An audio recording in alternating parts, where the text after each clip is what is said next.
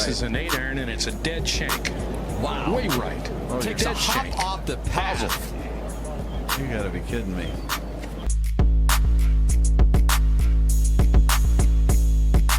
Very tough pitch shot right here. You got to hit it into the hill. One hop up and bite, and it's in. Kind of like that.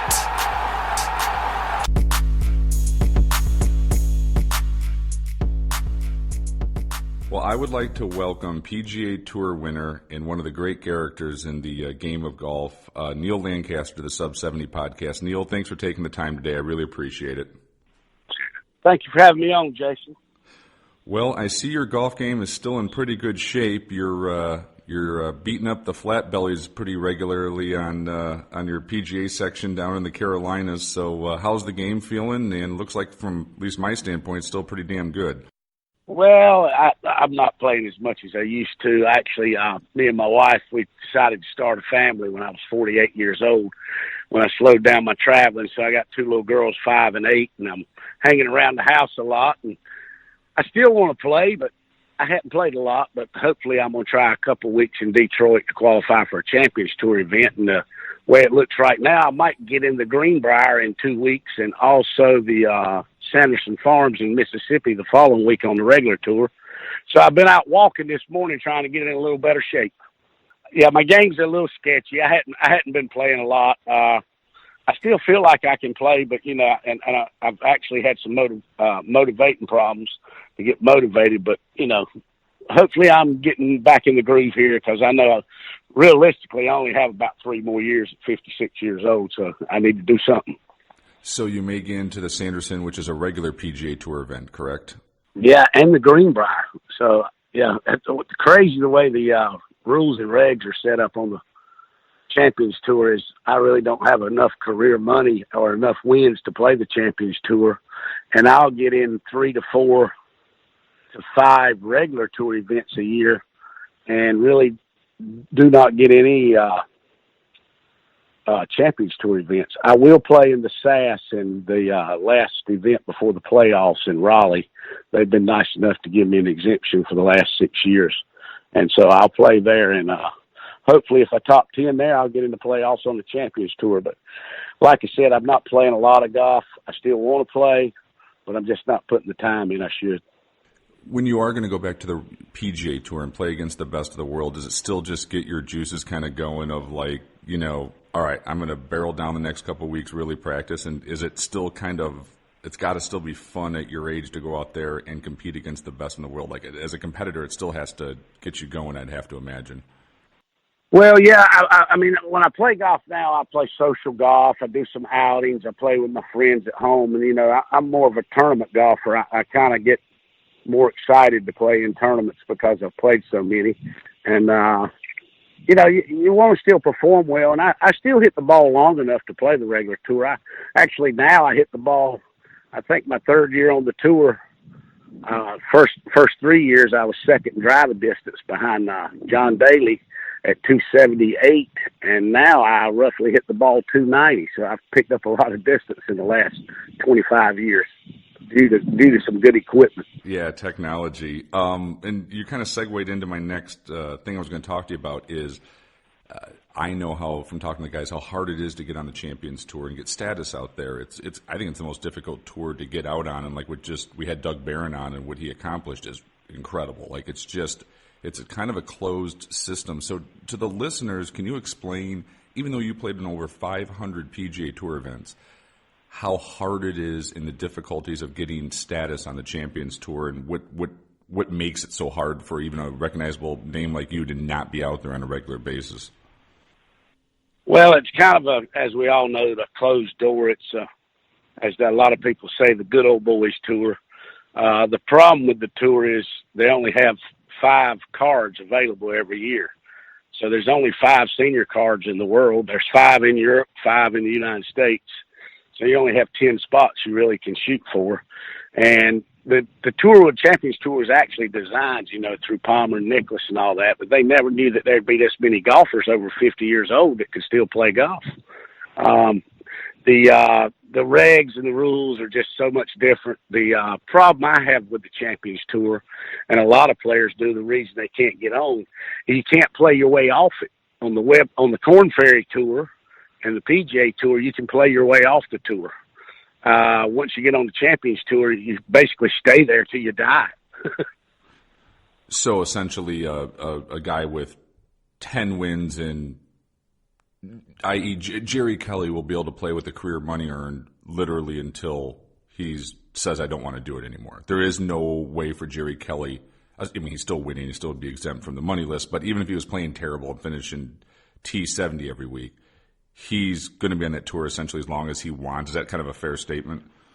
That's exactly the way it is. It's set up where if you have, I think it's now, if you have 4 wins and you basically can't play your way off at all. They don't do a reshuffle like the champions, like the PGA Tour and the Korn Ferry. If you're not playing well, you get reshuffled down. On the Champions Tour, there is no reshuffle. Once you get out there, you just keep playing, and I mean, you play the rest of your career out till you basically don't want to play anymore. There's no way for someone to break onto it. There's exceptions. Doug Barron was an exception. But Doug finished, for example, Tom Gillis 2 years ago, he finished third his first event at Dick's Sporting Goods, might have been even second. And then he finished third the following week, and he was qualifying on the third week, on Monday, to try to get into the event because the rules are set up where guys are just going to be there. So basically, in my opinion, you're putting a watered-down product out there.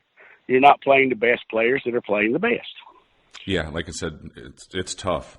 Simply, if you go right off the money list and you have the best fields every week, they should have a reshuffle like other tours do, and they don't have a reshuffle. But, you know, as we all say, and they say the tour does, and they're right, play better.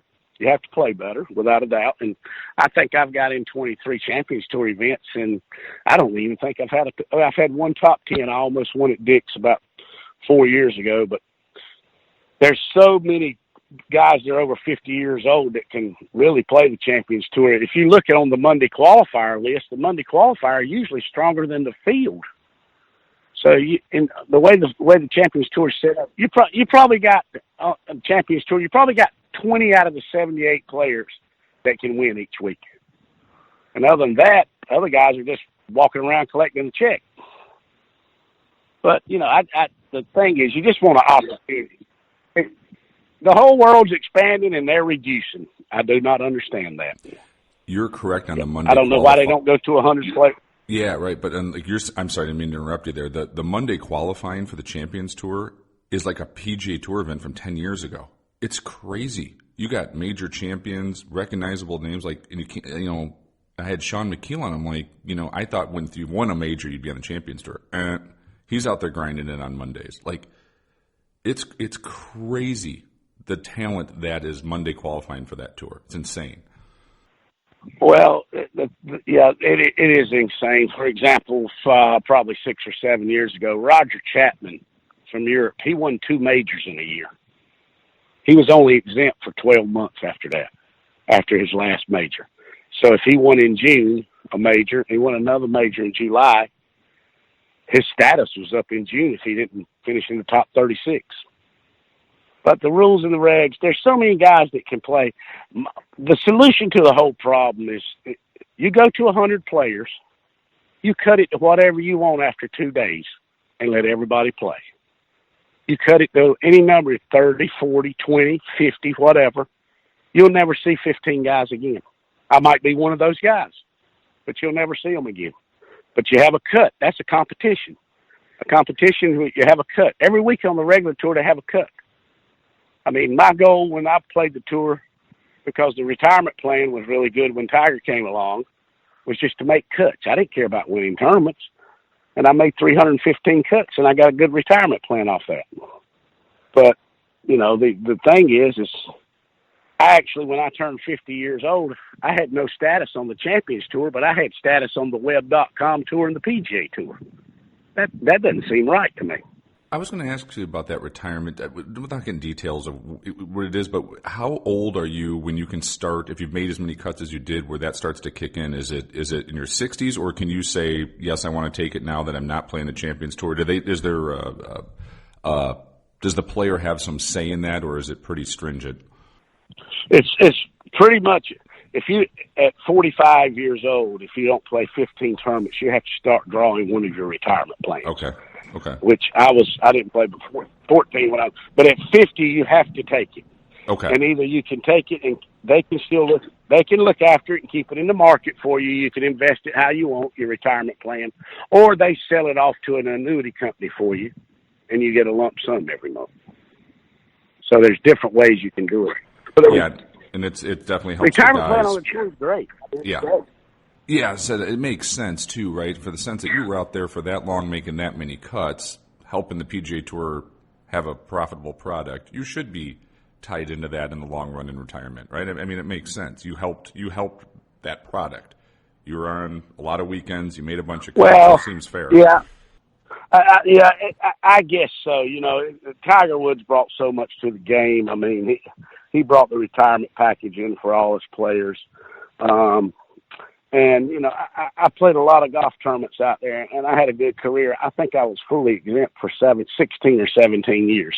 And it's just kind of, you know, it's kind of depressing when you get to 50 years old and you're aging out on the regular tour and you have nowhere to go after 16 or 17 years fully exempt. And then I didn't have anywhere to play. And like I said, if my solution to the whole thing is have a cut. You just can't play your way off the Champions Tour. It's not really a competition. It's more of a pro-am circuit, and the pro-ams are great. All the senior players, they do a great job in the pro-ams. They're so much better than when we were on tour because we're all trying to make a cut. There's so many arguments to so many points that on the Champions Tour, it's unbelievable. But lots of times you can't even understand where you're at because they change the rules and the regs every year to favor better players with bigger names. I mean, to me, a name's a name. There's great players out there. I mean, you got Darren Clark. He turned 50. He plays. He has no status on that tour now. He's not a tour member, but he'll have to get a sponsor exemption every week to play, which is fine. He's a name. But you still got, and I'm not saying this about him, but you still got to perform to a certain level. I mean, I don't want to go out and play 3 days and shoot 80, 81, and I'm coming up the 18th hole on Sunday and collecting an $800 check. I'm too embarrassed at 24 over. I don't want to do that. I'd rather go home. But a lot of guys play just to get that $800 check. Yeah, it's interesting. Like I said, with having some of the guys on the podcast, always an interesting conversation of the Champions Tour and how it's set up. And like I said, makes the Doug Barron story, is so cool to have him on because he's the anomaly. Like, it's so hard for what he did. So it's a great story, but well, hey, you know what? You get into an event this year and you win, there you go, right? It's, there's still a little out there that you can get in a few of them. So hopefully you play well, and it's like you said, good play takes care of things. It does come to playing better. It definitely does. When I do get in, I haven't played well. I haven't played horrible, but it's really hard to compete when you only get in once out of every 2 months. I mean, you need competitive rounds. Every professional golfer needs competitive rounds, and they're just hard to find when you're off the tour. But Doug Barron, what really interests me too is on the coverage that day, they just kept calling him a Monday qualifier. I'm sorry, but he was a Thursday qualifier. He pre-qualified to qualify.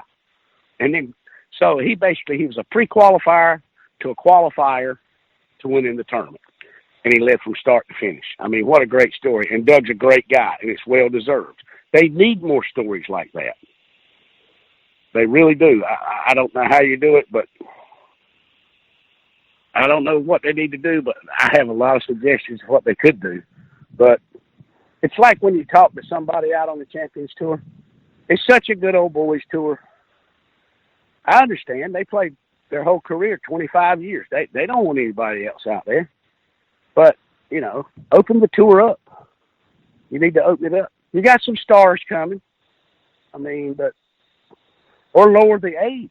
it wouldn't hurt if they lowered the age to 48. You know, then guys that are still hanging on the tour could go right out there. They got Ernie Els coming. He's going to help them. But, I mean, they need couples to play more. Davis Love. I mean, they need the stars, but it still should be performance-based. It shouldn't just be, let's give you this money just to show up. You still should have to earn something. It's, I agree. I mean, just from a golf fan standpoint, I was more intrigued on the Dick's Sporting Goods tournament to see how Barron would handle it than I was the regular tour event, just because it's it's such a cool story, right? And I know those guys down there a little bit in Memphis, and got to know Sean a little bit and guys who know him. So I was drawn in by it. Like, I agree with you. Like, I think it'd be great to watch more guys that you recognize from the PGA Tour really playing some damn good golf and getting themselves ready and seeing that competition out there even better. I have no arguments for what you're saying. As a golf fan, I'd be totally fine with a 3-day tournament with a 2-day cut, and then let the last 40 guys or whatever fire it out. And, it's, I think that, like you said, the competition would be better. So I'm all for it. I think it would help the Champions Tour. It puts, like I guarantee you the ratings on the Champions Tour, which are very low. And I don't know, I think it's because it's a watered down product. But if you give everybody a shot at it, the Doug Barron story is the greatest story of the year on the Champions Tour. I mean, Doug went out, he earned his way. I mean, you got guys that are showing up every week. I mean, just look at the field this week where they're playing. You'll see guys that are playing in the field that hadn't played in 10 years. I think you should show some kind of be active somehow to play. I mean, I don't want to sit at home for 10 years and then go out there and think I can play, because I can't if I do that. I hear you. But the thing about it is, you need to open up the tours. I mean, the regular tour, it's going great. And, the playoffs I thought was pretty good. I didn't even watch it. I really didn't.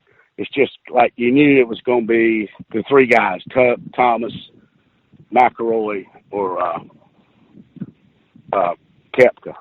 And, the majors are where it's at. Koepka's proven that. But I don't know what all the answers are, but I need a place to play, and I feel like I deserved a place to play after 17 years on the tour. But I just don't have one. But maybe I can qualify and do something. But they say golf's in a good place. I believe it is in a good place. More kids are playing. We have kids here who want to play every day. And that's what the game needs. We need to bring these people, bring people back into it, make the game fun again. I'm with you on that. The changes in architecture and stuff seem to make sense, where every golf course that was built in the 90s, it's like, how hard can we make this damn thing? That's changed a little bit. That, like the newer projects that people are falling in love with, to me, are a little bit more, definitely more playable. Kind of like the courses, I'm 46 years old. The ones I grew up on, the 9-holer, right? There wasn't forced carries and it wasn't a torture chamber. You just kind of learned how to play. And I think it was a wonderful way to learn the game. So I'm glad. I like the general direction of where golf is going from that standpoint, and make it enjoyable for people and let them get out there and go and play. And it's difficult enough of a game to learn and play well, right? So if we can get young kids out there and make it a little bit easier for everybody, I'm totally fine with that. I'm sure your opinion's probably the same. I don't want to put words in your mouth, but I think we may have lost our way in the 90s a little bit and early 2000s on golf course architecture, and hopefully now we're kind of learning from that and bringing more people back.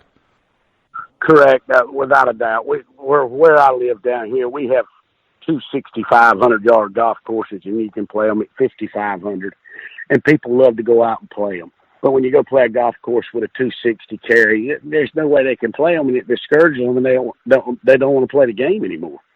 But the kids are getting back into it. I know a lot of them here are, and that's good. I mean, we went through the big housing boom back in the day, so we had to build everything 7,800 yards. The ball, everybody's worried about how far these guys are hitting it. Well, obviously, the difference when I played the tour and when nowadays, you see no rough. Now, this past week at the Tour Championship, they had some rough around the greens, and they had a little bit in the – and look at the scoring. The scoring wasn't that great. I mean, it was a tough golf course. It was right in front of you. There was no balls they had to hit 280 yards over water. But if you want to control the game in the professional level, weather controls everything. And grow rough. Just grow rough. You can put them on a 6,800-yard golf course. For example, Hilton Head's one of the toughest golf courses there is. They shoot 8 to 11 under every year, and somebody wins a golf tournament down there. It's not long, but they've lengthened it now. But they didn't need to, because still 8 under was winning the tournament. Because you got to put the ball in a position. The game is now just, hit it hard as you can, go find it, hit it again. We've always had a slow play problem. I mean, they've had that for years, but now they want to come to light and make examples out of people. And, you shouldn't call people out. Everybody takes too long to play, in my opinion. And I think that goes back to the college game.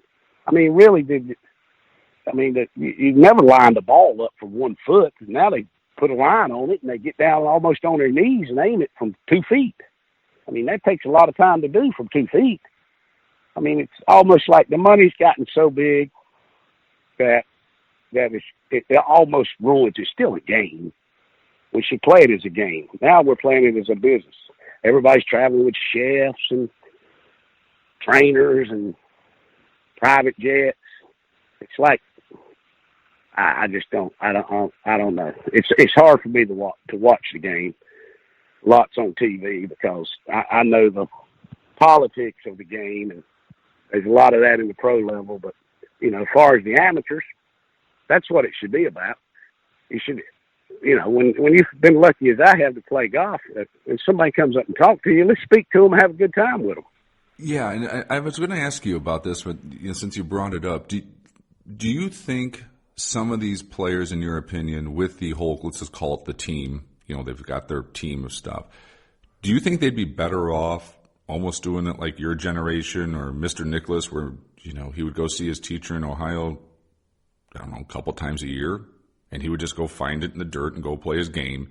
Do you think sometimes it's overdone where the one that comes to my mind at this point, I don't know what your opinion is like Jordan Spieth looks like he's, stuck in trying to do 17 different things versus when he first came out, looks like he just kind of had his swing. And yeah, there was a little bit of, non-traditional golf positions, but he's made it work and played with kind of a freedom and had that great run. And now it's sort of, to me, from the outside, looks clogged a little bit or it's working on too much stuff. Do you think sometimes it can get overdone where the swing guru and the team and stuff can kind of take out that player's natural ability just to get the ball in the hole? Well, there's no doubt about it. Jordan Spieth, what Brandel Chambly hit on it best, and Brandel's great. I mean, because Brandel, he kind of says what he wants to say, and, most of the time he's right about it. But he's got to figure it out himself. He can go see Cameron McCormick all he wants, but Cameron McCormick's not going to hit a shot off a side hill lie with a tournament to win. It's, and that's what always got me about golf is you practice on a driving range and it's flat and everybody says, man, I really hit it good on the driving range. Well, you hit it on the first hole and you're standing on a side slope. You've been hitting off flat lies all day. So there's still an art to getting the ball in the hole. You have to get the ball in the hole. And Jordan Spieth, and his first year or second year on the tour when he won the 3 majors and was going for the Slam, people need to realize that's probably the greatest year he's ever going to have in his career. Nobody has a year like that. He had that year. He'll never have that year again. So he's probably got some added pressure to himself. He's added something to himself. But, it's just that he had the career year in 1 year. And the thing about it is there's so much money in the game now. What worries me is these kids come out of college, this Wolf kid and this, I can't even remember the other kid's name, but from UCLA, and Jordan Spieth and them. But let's just say Jordan Spieth made $250 million and he's 27 years old maybe. Yeah, I think he's 26. Yeah. What's really his drive? I mean, the guy's comfortable for the rest of his life. I'm more worried about him burning out at 30 and the stars all be gone. Yeah, I would be worried that burnout's going to be the thing that he gets. Well, Champions Tour, right? What's the Champions Tour look like in 20 years? Are these guys going to go out there and do this after their bodies are shot from swinging as hard as you can with this equipment and they've got more money you're ever going to spend, is Jason Day really going to go and play when he's 49 years old and half broken down? Yeah, I agree. I mean, and plus, Mickelson's getting ready to turn 50. Ernie's getting ready to turn 50. And there's a rumor out there that they're going to go to 50 players on that tour. I've heard it from a lot of players. But I've been out trying to qualify that the Champions Tour's thinking about going to 50 players on the tour and have first place for $1 million every week. Because Mickelson and them, they've made so much money and play for so much money, they don't want to go out there and play for $340,000 first place. You know, it's that's a rumor that's going around now, and it could happen. You know, it could be an exhibition tour. The problem is we got so many golfers with nowhere to play. We got so many golfers. We've been reducing fields. The whole world's expanding. We're reducing. I don't understand that at all. I mean, we're going from, we were at that 4 years ago, we were at 81 players on the Champions Tour. Now we're down to 78. But what's 3 more players going to hurt? Yeah, and then do these guys with this much money in it, I guess the point I'm saying is even in swinging as hard as they do with this new equipment, you can see the injuries that are happening. Will the Champions Tour even be a real viable product if you kept it at 50, 20 years from now for the age to go in? Or will those guys look at it like guys in baseball where they play from 20 to 40, and by 40 their body is so worn out from doing it and swung so hard and basically broken down, do they say, I don't want to go out there and shoot 74, 74. 74, 74, 74, 3 rounds and shoot, 12 over. I can't put the work into, almost like Greg Norman, right? Greg Norman turned 50. He's like, I'm not doing it. My body's shot. I don't want to put the work in. There's other opportunities. I'm not going to go out there. And is that going to be the norm of these superstars going forward 20 years from now? I guess that's my question from 10,000 feet. And it could be. You just don't know. I think a lot of guys play the Champions Tour now that are not competitive, and they play because they've always played, and that's where most of their buddies are, and they get to see them every week and go to dinner with them and play a few rounds of golf. And they know they're not competitive, but they've played golf on the road for 25 years, and that's all their friends are on the road, basically, because they spent their whole life on the road. But as far as tearing your body up, the equipment is so hard now. I mean, every ball is basically the same. It's just they might make one softer, but everyone's a hard core. There's no rubber bands. I've gone through a knee surgery, a shoulder surgery, a knee, a shoulder, a neck. And at this moment right now, I have trigger finger in one of my hands. I haven't even been able to hold a club. I've had 5 shots in the last 3 months. And my whole game was I had great hands, and I really believe it's because the ball's so hard I'm having problems with my hands. And I've hit so many golf balls. But, it's hard to keep going, and these guys are working out so hard. I fully believe Tiger Woods, he worked out so hard, that's why he's injured. I saw he had knee surgery yesterday, I think. But, the equipment's hard. Everybody's working hard. But it's hard to say, I don't think they're going to go out there and play for a little money as they're playing for. Because in the scheme of things, if you love the game, you shouldn't be playing for the money anyway. I play it for the competition. I play it because I'm a competitive guy. I don't care what they play for. I just want to play with the best. I was fortunate enough to play with Tiger Woods 4 times. He won 3 of the tournaments. I beat him all 4 rounds that I played with him on Saturday. And somebody said, aren't you nervous? You're playing with Tiger Woods. Everybody at home, you're playing with Tiger Woods tomorrow. Well, I said, yeah. They said, well, you'll be, Tiger Woods this, Tiger Woods that. And Tiger Woods is the greatest player ever, in my opinion, from what he's had, the people he's had to beat. And I said, sure, I'll be nervous. But in any competition, anybody that's competitive, I said, I want to play with the best. I'll play better if I play with the best. If you play with the best, you'll play better in anything, any sport. I fully believe that. I mean, so you want to see what the best has got. What's the best doing that you're not doing? You know what I'm saying? Absolutely. If I go to the Champions Tour event, I want to play with Bernhard Langer. Bernhard Langer's slow, but I want to play with him every day because he's the best. So that I want to play with Bernhard every day. Well, I think that's every good golfer wants to. I'd rather, I can still play pretty well, but I'm not a plus handicap. I love it when I get to play with plus handicap guys. I love watching that. I love to try to, see what they do and how I can still get better even at my age. Yeah, I love it. I love it when those guys are playing at that level of seeing a +2 or 3 up close and just, trying to see what you can learn, what you can gain from it. And it's way more fun to me than playing with unless it's a really good buddy, a 15 handicap. I'd much rather go up against the better player. Oh, yeah, and you'll play better when you play with better people. I bet agree. you play a better game when you play with a scratch player. I agree. Yeah, you see things, you say, well, I can do that. Yeah. So the whole different game is when you play with, when you got 420 handicappers, now it's a long day. Right. But the thing about that's great about the game, though, is I have buddies that don't even have established handicap. I went to high school with all of them. They all started playing golf when they were 40 years old. We all played other sports. And every one of them say, man, I wish I'd have played this game earlier. Everyone. I got buddies that are baseball players. I wish I'd started golf, not played baseball. But they go out and they're 25 handicappers, 4 of them, and they're not even playing for a score. They're playing to have a good time and out for the day. That's the way. And I go play with them, and we have a good day, and I ride around and enjoy playing with them. But the thing about it is, the better the player, the better you're going to play with. I agree. Hey, everyone, it's Jason from the Sub 70 podcast. Some great news for us on the golf club side this week.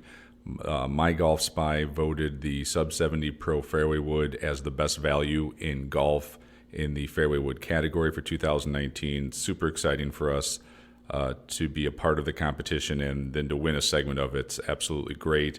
We knew the club was performing very well, but to have them back it up is it's a huge honor. So encourage everyone to take a look at the results on that. Thanks for all the support for Sub 70 golf clubs this season. If you want to check it out on the website, go to golfsub70.com. We're always happy to answer any questions that you may have. And as a sidebar to this as well, we've been out of $6.99 irons for a few weeks. Just can't quite keep up with demand, which I guess is a good problem, but we never really want to run out either. But anyhow, those are back in stock, and if there's anything we can do to help you with that as well, by all means, let us know. Thanks again for all the support. Hope you're enjoying the podcast with Neal. And if you need anything from us, just let us know. Thanks again. When you played with Tiger, what's that circus like of just? I mean, I agree. Like I'm with you. Like I would want it. I can understand as a competitor how you'd put me with him. I want to see what he's got. But what's that atmosphere like in that arena playing with him? What was there anything that was interesting to you or you didn't expect, or was it pretty much exactly you knew you were in for it and you embrace it and let's go and tee it up and see what happens? What was sort of your takeaway of it? Well, you know what you're getting into to start with. You know you're going to have the big crowd. We were playing in Flint, Michigan. A good story is we were playing, and it was pouring rain, got on the first hole. He was sponsored by Buick at the time. Buick had about 4 events, and it's raining, and we get on the first hole, and it's a par 5 at Flint, and the fairway was lined, both sides of it, 4 deep. Every nationality that there is was there. And it's raining. We're standing under an umbrella, and I walk up there beside him, and I went, whoa. I said, there's a lot of people here today. I said, I bet you would pray for rain every day so you wouldn't have this big a crowd. And he's such a good guy, really. He looked at me and said, I thought they were here to see you, cuz. I said, yeah. So he lightened the mood up, and he was actually great to play with. He was great to play with. If he had a 2-foot putt, he would mark it and let you finish before he finished, because he knew if he finished, the crowd would just run off on you. But he's the needle. He is the needle. They can all say that they all need to be. Everybody in golf needs to be thanking him for what he brought to this game. Arnold Palmer and Jack Nicklaus and Gary Player and those guys. They brought the attention to the game. Sam Snead back in his day. They all brought the attention to the game, but Tiger brought the money. Arnold made the money, and Arnold brought some money. But the tour wasn't that big, but Tiger brings the money, and I mean, I'd be out probably looking a job today if it wasn't for Tiger. I mean, he brought me where I'm. How good was it up close? Like when you saw him, when you saw it up close, and you were playing with him. And you were playing with him in his prime before all the injuries and the personal stuff. How good was that game as a professional yourself and playing out there at a very high level for a long period of time? What was What was that thing that he had that it was just, call it greatness or, a once-in-a-generation player? When you saw it up close, what did you see from that? Well, his mind was so good. It's what I would say. I didn't see him do anything. He was a great putter, as we all know. I mean, him and Jack Nicklaus, if in Nicklaus's prime and Tiger back when he was really in his prime, if he had an 8-footer, you could go to commercial. It was good. He wasn't going to miss it. But his mind was phenomenal. He hit the ball just like all of us. He didn't hit the ball no better than these guys that hit the ball better. But his mind, he was trying to flight shots low, high, curve them into the wind, stuff like that. But as far as his mind, he thought he could do anything with it. And he could. And most of the guys out there can do anything with it. But he looked like a guy when I played with him. When you're walking down the fairway, he refused to lose. That's a cliche, but he refused to lose. He would not let anything get in his way of what he was determined to do. That's what I saw in him. And when I was playing with him, a lot of guys say, like, you're playing with Ty. I was trying to do my own thing, so I really wasn't watching him. I didn't feel like I was playing him. I was playing the golf course. I didn't really watch him that much, and and what people got to understand is it's a competition, and I'm doing my thing, he's doing his thing, and so's doing his thing, and everybody does their thing different, and I was doing mine, and he was doing his, and at the end of the day, we shook hands and said we enjoyed it. But his mind was something phenomenal, I thought. Did you play many rounds with Mickelson when you were out there? I never got to play around with Phil. Never played around with him. And he was the same way, though. He just refused to lose. You could see it. They both hit the driver everywhere in the day. Everywhere. And what happens, Phil's getting age on him now, and he's trying to change his body and all that, but that's what's crazy. The best players ever been in the last 40 years weren't really straight drivers of the ball. They just hit it, went and found it, and got it in the hole. That they had shots. They could move the ball around. I played with Corey Pavin a couple of years ago in the Champions Tour event in Baltimore at the TPC, and he shot 15 under the first 2 days. And he was hitting shots you just couldn't believe. I'd be up there with a 6-iron on a par 3. He'd be up there with a 4-wood. And he'd curve that thing and he'd mache it like a pool ball. And I'm a field player too, and I got to talking to him. And Corey went through some tough times when the ball and the equipment changed because he couldn't curve the ball. But I asked him, I said, Corey, how did you finally learn how to curve this ball? And he said, whatever I did, I just had to do more of it. So, when he's making those funny swings and trying to cut across it, he's trying to cut across it even more now. But that guy, now you're talking about a guy that's amazing and the art of the game. He played the game. And he's a guy that refused to lose. His golf swing wasn't perfect, but he refused to lose. That's what all your great players do. Spieth's going through some stuff right now, but people got to realize he made every putt that he looked at the year he won 3 majors. I mean, it's hard to duplicate that. But the thing is, most of those guys, Brooks Koepka, his mind. He says he just goes out and hits it, but his mind, and that's what and you can either like him or hate him or whatever, but his mind's so strong, he looks like he refuses to lose. And if he does, he just, he picks himself up and goes off to the next day. Like he said Sunday, he said it's hard to bring it every day. The best players in the world don't bring it every day. But when they're on, they're on. I had to ask you about this. When I was doing my research for the podcast, that you had a golf lesson with Raymond Floyd's dad, LV, and my question has to be, as tough as Raymond is, and the whole intimidation factor, what was his dad like? He was it was kind of a funny lesson. I think it was my second year on tour. And I said, man, I got to get better. And you know how a lot of guys try to get better and get worse.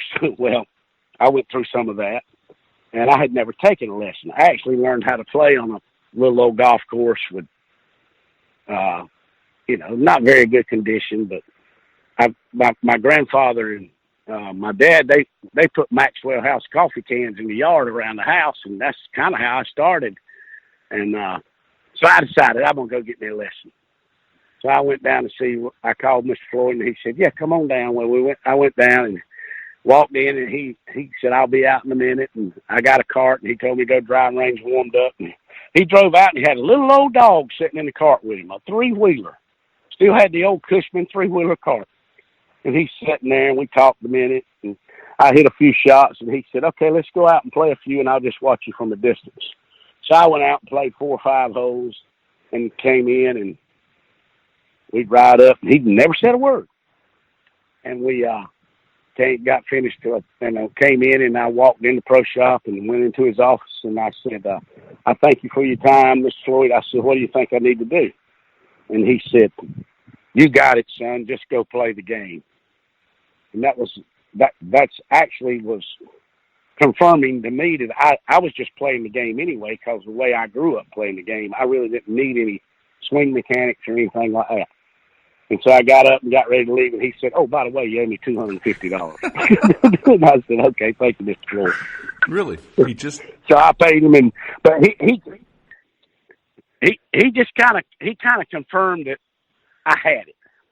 I was worried about I need to get better and do this and do that. And he said his confirmation to me was, everybody does it different. You kind of got it. Go play the game. And it was probably one of the best lessons I ever had. And then I started trying to get technical and taking technical lessons, and I lost it. I tried to start putting the club in positions, and I lost it. Trying every swing in the world. That's the craziest thing to me about this game, Jason, is Ben Hogan wrote the 5 fundamentals of golf, and they're basically grip, stance, ball position. And now everybody has a different theory on how you could go see the 4 top teachers in the world, and all 4 of them will tell you something different. That makes no sense to me. If there's one theory to the game that's worked for years and years and years, why is everybody trying to give everybody different theories? I mean, I'm not bashing anybody, but the hottest teacher in that golf is George Gankis. I'm 56 years old. If I went and he told me to swing like that and do all that turning and dropping the club and get lower to the ground and all that, I probably wouldn't make it back to the airport to get on the plane. I'd be hurt so bad. That's a young man's swing, I guess. I don't see anybody doing that on tour. But I guess the way I look at it is, if there's 5 fundamentals, why don't we just basically go to the 5 fundamentals? Well, I sort of agree. I think Butch Harmon does a really good job with his players, and you think about, he's worked with Kelka Vecchia and Dustin Johnson and those guys, right? And there's those swings couldn't be, any different. And yet, he seems to kind of let his players he's working with have their natural golf swing and just sort of, fine-tunes it? Something like that? I mean, he's not, Jimmy Ballard where it's all one style of, his system. I think the best teachers just sort of let the players play their natural game and maybe just tighten up small fundamentals essentially and play half psychologist to them, right? I mean, a lot of Butch's guys have had different golf swings, and he seems to get the best out of his players. Exactly. Butch Harmon is, like you said, he takes what they got and he works with what they got. A lot of teachers take what you got and they try to overhaul you.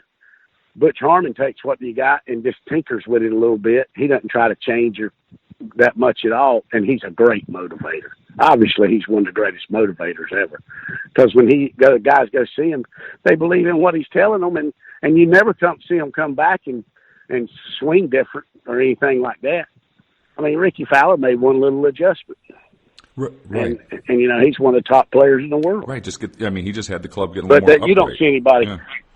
Oh, yeah. I went to see a guy in California, and he was a teacher for Stephen Ames. And Stephen Ames he hit 71 out of 72 greens at the TPC when he won it. And his swing looked beautiful. I said, I'm going to see this guy. Well, he tried to teach me to swing just like Stephen Ames. He wanted me to shut the face going back, get to the top, drop the arms, wait a little bit, then turn. I'm like, whoa, man, this is so much He didn't take anything that I worked with. I learned to play the game by looking at pictures of Trevino, Nicholas. I didn't learn the game by reading the article because it's confusing. So that's how I learned the game. But teachers in general, I don't think they take what you got and, work with what you got. They want to change everything. And I just don't get it. I don't know if it must be more money oriented or something, but I don't understand why they do that. I'm going to ask you too about the mini tour days. I know, 1989, you kind of went out there and started the pro career. What was the mini tour lifestyle or scene or that grind like when you first got out there and did it? And who were some of the guys that you played with who wound up on the PGA Tour? And there has to be some great stories from that period of time. Well, we all, used to get in a car. Actually, I used to travel a lot with a guy named Greg Hickman, who caddies on the Champions Tour now. He caddies for Scott Hoke and some other guys on the Champions Tour. And I had an old van. He had an old Continental, and we'd just load up and take off. And, if we needed to, we'd pull over and get a $20 hotel. And, we were just playing a game trying to make it. And we'd never been anywhere in our life. I mean, it was the good old days. You're traveling by car. We were playing the U.S. Golf Tour and stuff like that. My family didn't have any money to really put me on the tour or to even go play any mini tour tournaments. And actually, I was a club pro for 4 years down in Mount Olive, North Carolina. I was an assistant pro down there. And I was going around the course there at Mount Olive, and I was probably averaging 64.5 every time I played it. And my boss, Rick Atkins, looked at me and said, I think you got a game, but we got to go to some different states and see if you can play against anybody else. So I told my dad, and they got a little bit of money up, and I took off and played the U.S. Golf Tour and a little bit of the J.C. Goosey Tour, and played that. And I didn't do real good to start with at all. I didn't play well at all on the Goosey Tour, and I entered the qualifying school and went to Palm Springs, and I think the first round I shot 81, was in last place. I was scared to death. I'd never seen anything that pretty in my life. I just walked around and looked at the mountains for about a week. So anyway, I just, I went to Texas and shot 62 in the final round, moved up to second place, and I had another tournament. I was going to drive to Utah, and I went over there, and Keith Clearwater and from Utah, he was a big thing on tour. He'd shot 64 at Colonial, and they said, Keith Clearwater and J. Don Blake always play in the Utah Open. And I went, okay. Well, I didn't even know who J. Don Blake was. I knew who Keith Clearwater was. And I went out there, and I played in it, and I won by 9. I won by 9 shots, set the tournament record. And I said, well, maybe I can play this game. So I drove all the way back home and signed up for tour school, and luckily was fortunate enough to get my card that year. And the first year I lost it. And went back to tour school and got it. And then I think I kept it for about 12 years. I lost it one more time, went back to tour school and got it. And then when I was 46 years old, I lost it. And I said, well, I'm going to go try to get my tour card back now. But daggone if I didn't finish fourth, and I needed shoulder surgery so bad I couldn't hardly hold my arm up. So I had shoulder surgery after tour school. And from that time on, I got on the medical, and I couldn't get in any tournaments but about 6 every other year because I fell down so far down the list. I should have probably just kept playing with a bad shoulder. And then eventually I just kind of played my way where I didn't have any status left. And then I had partial status when I was 50. And I played about 3 events. I actually made a cut at 52 on the regular tour. But I'm just looking anywhere to play right now. I just need competitive rounds. Just need competitive rounds. But so when you got on tour, you got through was it 3 stages back then still that you had to go through 1, 2, and 3 to get your card for that first go around? When I started, you had to go through 1 and 2. And I never got through the 1 and 2. I think they changed it after my second year trying. I think I got it. I think I got it on my 4th try. I think it was 4 tries. But yeah, it was 1 and 2. And I remember I went up to Virginia and played, and Brad Faxon won the tour school. And I didn't play well there either. I was scared to death the first 2 or 3 times I tried. I've never been anywhere, didn't know what to expect. And, and finally I just said, I just keep playing. I just kept, and then finally I'll never forget it. I was at the Players Championship the first year I ever played in it, and Jack Nicklaus said good morning to me in the locker room. That was a big thing. That was a big deal. And I went into the restroom, and Jack Nicklaus came into the restroom, and we stood beside each other in the bathroom. He spoke to me, good morning, how are you, Neal? And I said, good, Mr. Nicklaus, because I believe he deserved to be called Mr. Nicklaus, which gets me to this day why people don't call him Mr. Nicklaus. They call him Jack. A 25-year-old call him an 80-year-old Mr. Nicklaus is his name, Mr. Watson. But I looked at him, and I walked out the door, and I said, he put his pants on just like I did this morning. And he's a nice man. And it just kind of settled me to where I knew I could play. It was just when he treated me like a normal person. And I was like, wow, he's a superstar, and he treated me like he's the best player that's ever played the game. And he treated me like I was his son almost. And when I walked out the door, I was like, I can play this game a little bit. And I started playing better from that moment on. That's kind of what you needed to get over that. It's like I said, it's a whole new arena. It has to be. Yeah, I feel like I just fit in, like I could play with these guys. I'm going to talk to you, too, about your victory. 94 Byron Nelson, it all comes together. You win on the PGA Tour. A hell of an accomplishment, and what's that feeling like? And then also, what's it like to spend time with Mr. Nelson after you win an event like that? Well, it was awesome, actually. It was it was awesome to win the event. Now that we look back on it after it was only 36 holes, it was called the Half Nelson. We knew we weren't going to play a lot of golf. They were just trying to get as much as they could in, and I went out on, I guess it was Sunday morning. It might have even been Monday. I can't even remember. And I birdied the last 4 holes, and they were like, "This is probably going to be the final round." I went, "Really?" And to go into a playoff, went into the largest playoff ever. I think it was 6-man playoff. And I'll never forget, everybody was on the driving range hitting balls, getting ready for the playoff. And they're like, "Neal, you're not going to hit any balls?" I said, "Why? We're only going to play 1 hole. I'm going to hit 2 shots, and I better make a birdie." So, made birdie there. And craziest thing in golf was Mark Rolfing picked me in the playoff. Where he came up with that, I don't know. And so luckily I birdied the hole, won the tournament. And then, to hang out with Mr. Nelson and go around and all the volunteers and meet all the people and, have a pretty good party. And it was just nice. You really, when at that time, I didn't know Mr. Nelson that well. I was kind of shell-shocked, that I'd won the golf tournament. But to have dinner with him and go to Champions Dinner every year if I wanted to, it was pretty cool to be in that elite club with Mr. Nelson. And his wife, Peggy, she's the sweetest woman in the world. But, it was a great accomplishment, and I was proud of it. But it always was in the back of my mind. It was a 36-hole rain event. I needed to really win a 72-hole tournament.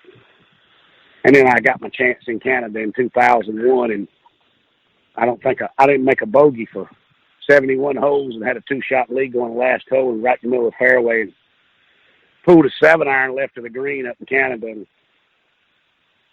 not a very good shot. And I had a flop shot over a bunker on a spine. The pin was sitting up on a tier. And, you see, I can't even tell you how nervous I was. I'm like, just get this thing over the bunker. And I flopped it down there, and it caught the spine and ran down about 30 feet under the hole. And you're like, okay, don't leave this thing 5 feet short. So I ran it by 3 feet, missed it, and lost in the playoff. But, and that was kind of my, I can't believe that happened. And the great thing, though, was everybody wants to know, why didn't you hit it in the bleachers? I'm like, hit it in the bleachers? I hadn't made a bogey in 71 holes. I sure wasn't looking in the bleachers. But anyway, things happen, and that's what happened. But like my dad said, the funniest part is I came home that night, and he came in the next morning. I was laying in the bed asleep, and he said, "Son, how are you?" I said, "I was doing good, Dad. It took me all night to get home." He said, "Well," he said, "Thank God you won't driving a race car or flying an airplane yesterday. You'd have killed a lot of people." It thanks that. Well, I mean, and you have to. Golf can be a tough game, right? You have to move on from it, right? You know, you're playing well at golf. There's all kinds of stories of. I mean, golf is hard. It can be cruel, right? And even at the highest level, sure. It's there's no guarantee. It's hard, and I imagine. So when something like that happens, what did you then do to get over it, to put it behind you? Because on the same one token, you're playing great. Then this happens on one goofy hole out of nowhere. So is there more in a week or two later? Is there more of a positive vibe from that, or is that one still sting today? That son of a bitch, how did this happen? Well, I would say it probably stings more now than it did back then, because with 2 wins, I would have been exempt for 1 year on the Champions Tour. So that could have been a big deal for me, and then played well out there and still be playing out there. So, yeah, I mean, it stings more now than it did back then. But like my dad said that morning, when he told me that, he said, "Son," he said, "I'm going fishing. It's hard for me to feel sorry for a man that made $450,000 yesterday." Right. So it's all in the perspective you look at it. And also, like, when I went into the media room, the whole media is looking for the answer. John Vauldang, or what's the John Vauldang, John Vondervale. But everybody's looking for the answer. What happened? What were you thinking? This and that. And I said, "Look, guys, I got a flight in an hour and a half. Basically, what y'all want to hear is I choked. That's the bottom line. I choked." I said, "I don't know what to tell you." They said, "Well, why do you think this and that happened?" I said, "Well, the only reason I can tell you it happened is because the good Lord knew I could handle it. Nobody knows why anything's happened." Sure. You're not the first person, even playing in golf at the highest level, that's had hiccups, right? It can happen. And it's like I said, this is where the part of golf can be cruel. It can be, like I said, the mind can play some interesting tricks on you, and negative thoughts come in. And like I said, you talk to most of the guys, and they've all had some level of a story like that. It may not have been that big of a stage, but it could have been a Q school or something where it's going great, and then all of a sudden, out of nowhere, kaboom. And, from doing 80 episodes of this podcast, I mean, it's kind of one of those things where from the guys I've talked to and the stories they've shared, it happens more than it doesn't at some point in time in your career if you're out there long enough. Oh, yeah. Things are going to happen. I mean, the way I look at it, look, I have friends every day say, "What are you going to do now? What are you going to do this?" I said, "I'm a golfer. It's in my blood. I'll probably play golf till I drop dead." I said, "Look, if I don't ever make another dime playing golf, golf's been great to me." That's the way I look at it. If I don't ever make another dime playing golf, golf's been great to me. I mean, I've never had to work. I get to play golf every day. My job's outdoors. I can't even sit in the house. I'm walking in the driveway talking to you. I can't stay indoors. It's beautiful today, and I'm outside. That's my nature. I'm an outdoors guy, and I can't sit in the house, and I'll try to play somewhere every day till I die, probably. Now things have changed a little bit. I don't play like I used to. I still want to play every day. I want to play golf every day, but I got 2 little girls. My priorities have changed. I got a great wife that looks after us. If it wasn't for her, it would be a mess. But I got great support at home. She wants me to play. She's just like, you can't get in any tournaments, but things change, priorities change. And I'm not pushing him to play golf, but golf's a game. That's the problem. I started taking it as a business and started trying to get better and get technical and all that. I lost all the reasoning for getting the ball in the hole. Well, speaking of getting the ball in the hole, I have to ask you this question. This is from your buddy Dale. Of the time where you had the guys come to see you play in the U.S. Open, they think you're going to have a trunk slam or you're missing the cut, then shoot 29 on 9 holes and wind up having a great week that week out of, all of a sudden the switch, per se, turned around. What's that what's the backdrop of that story, and how in the hell do you go from not playing great to shooting 29 in a U.S. Open event? Well, actually, I did that twice. The first time I did it at Shinnecock, and my dad showed up. The U.S. Open usually always ends on Father's Day. And I shoot 29 the back 9 at Shinnecock Hills. I think in 95. I'm not even sure. 95 or 90. Yeah, 95, I think. And the funniest thing is my dad and them drove up to Shinnecock on the weekend to watch me play because I made the cut. Our pair was fuzzy on the last day. And I make the turn, no expectations. I think I start the final round in 70th place or something, 73rd. About 80 guys made the cut. And I shoot 29 on the back nine, and I'm in 4th place. And they're telling me not to leave. I could win the tournament. And Corey ended up winning. I think I finished 4 over, and Corey finished 1 over.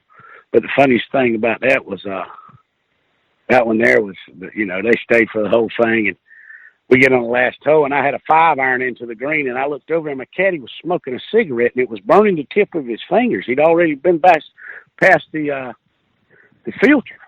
And I said, "You all right?" I said, "Are you all right, Kenny?" And he said, "If you par this hole, you'll break every record in the U.S. Open." I went, "Well, thanks for telling me. Now I'm nervous." So I hooked it way left over the green, Johnny Miller's first telecast.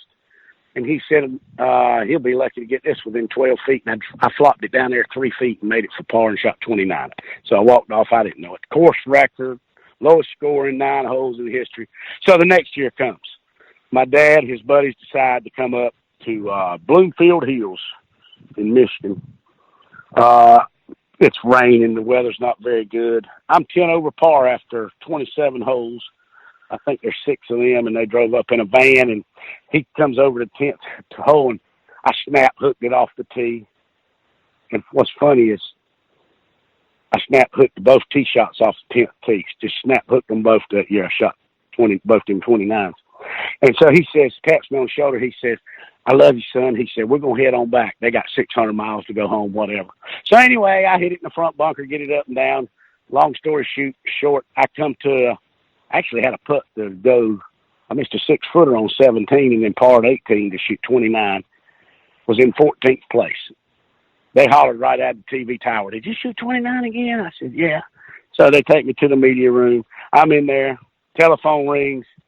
My dad and them stopped to get gas on the way back, him and a bunch of car dealers, and they walked into some store, and there was a little caption of my picture up there on the television. And one of them walks out, and they were playing gin in the van, and one of them says, "Charles, I think Neal did something at that U.S. Open." That we left, and Dad said, "Oh, God, I hope he didn't get in no trouble." Like throwing clubs or something like that. So my telephone rings, and it's my dad, and he said, what happened? And I said, "I shot 29 on the back." And I'm in the media room. I shot 29 on the back nine. And the media said, "There and there. Answer the phone." So I answered, talked to him, and he said, "Well, we're going to turn around and come back." And I said, "Dad, don't come back. Obviously, you're bad luck. Go on home." So they turned around and went on home. So they went on home, but at the end of the year, they made the #1 bonehead move of the year in Golf Digest. Left when I shot 29. Open and the kid shoots 29. You got 2 more for you, and I'll get you back out to the golf course here. And like I said, I appreciate your time. These stories have been great.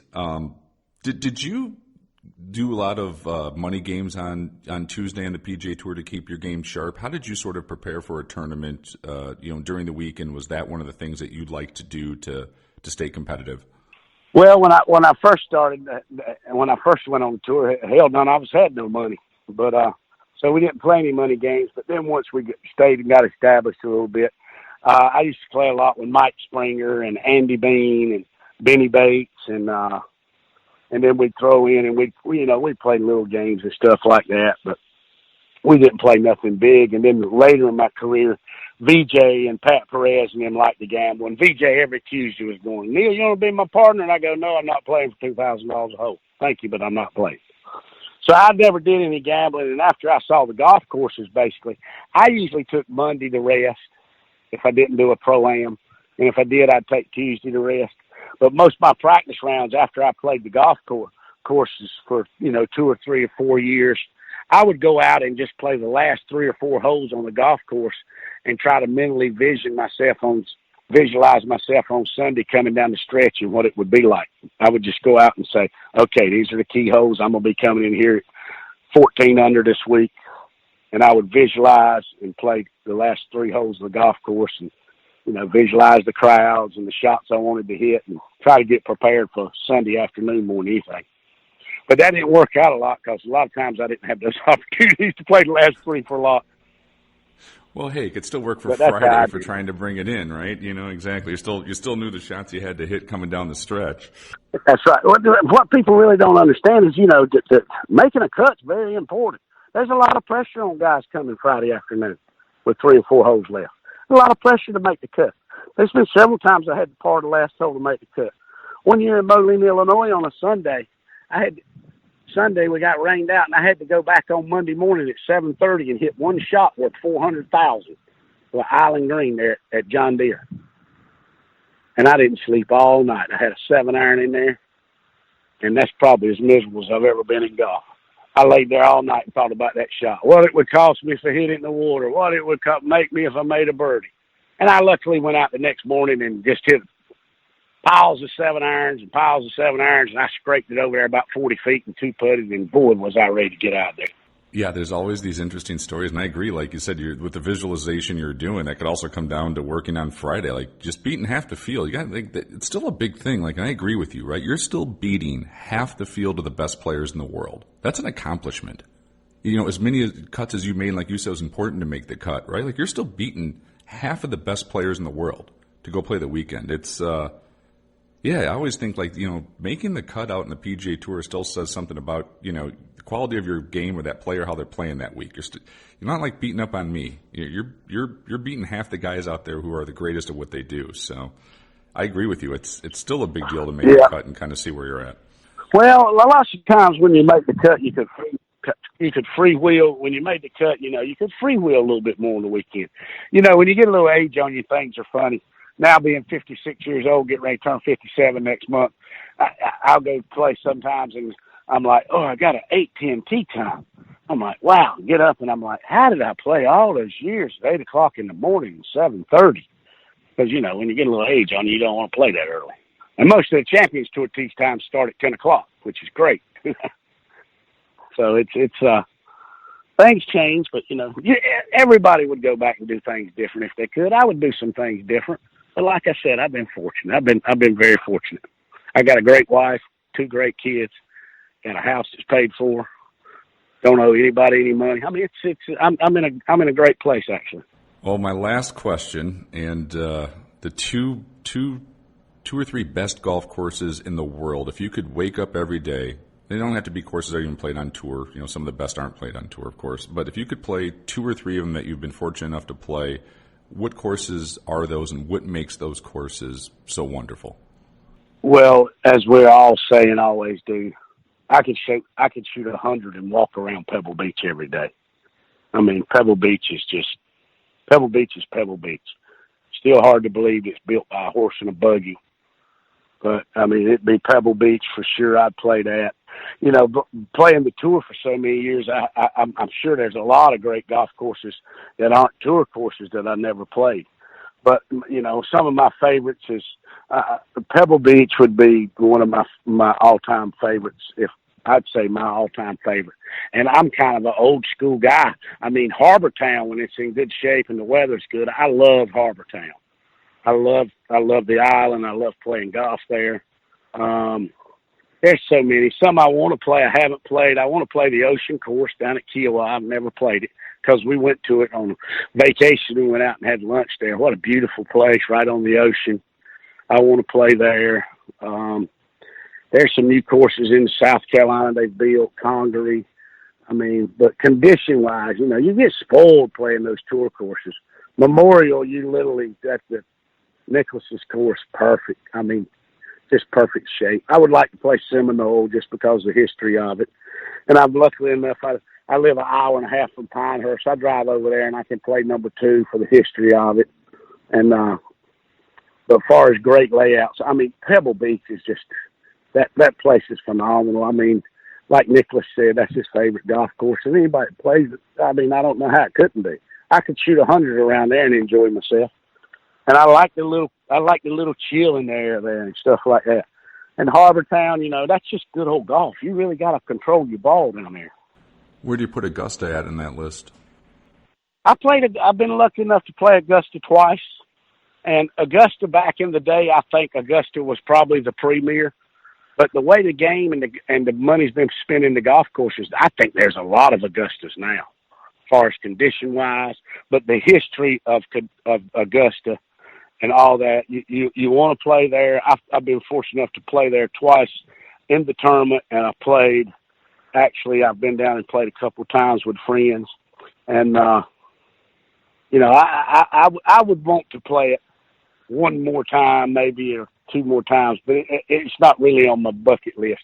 But I'll tell you what, as far as watching it, that's the greatest tournament to ever watch. I mean, everybody gets primed for Augusta, and, you know, to watch it on television, that's probably the number one sporting event I watch, and it really kicks the golf season off, and I really enjoy watching it more than I would playing it probably. But I actually, when I played, I enjoyed the par 3 tournament more than I did the tournament because I played so bad in the tournament. But just the history of it is unbelievable. But as far as condition-wise now, there's a lot of golf courses with that kind of condition. There's one up in Virginia, if you've ever get an opportunity to go play, called Kinloch. Very nice. It's a Vinnie Giles, who's been really big in golf. He built it. That's a great place, too. Well, thank you so much for your time today. I knew this conversation would be beyond interesting, and you've had one hell of a good career on the PGA Tour and playing over 500 events. It's something you should be proud of. You're a winner on the PGA Tour. It's been a real pleasure to have you on and to talk golf and life and everything that you've seen. And, you know, with these Champions Tour events coming up, you know, let's hope you find a little motivation to get out there. It sounds like you're practicing for it, and hey, you get it going for 3 days. You never know what can happen. So we'll be watching you out there as well. And like I said, thank you so much for your time today. I really, really appreciate it. It was fantastic. Well, Jason, I appreciate you having me on. And like I said, I've been fortunate, and hopefully I can pull a Doug Barron story on them and can be back with you again. Well, when you win out there, or anytime you're competing and you think you're playing good, give me a text, and we'll talk about it and see which direction it's heading, and would love to talk to you anytime. But absolutely, when you get that first victory out there, let's come back on and talk about what it's like holding that trophy. So thanks so much, and keep playing well and keep grinding it out, man. Thank you, buddy. Hey, call me if you need me.